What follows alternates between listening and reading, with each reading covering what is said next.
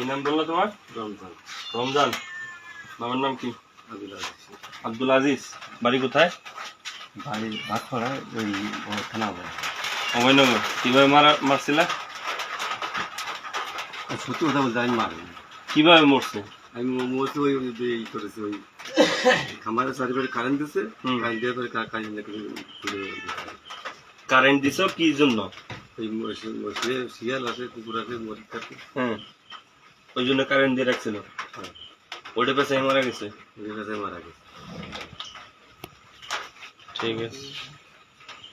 নিছ সবকিছু নিছ? কোন জায়গায় ওটা? সবকিছু নিছ?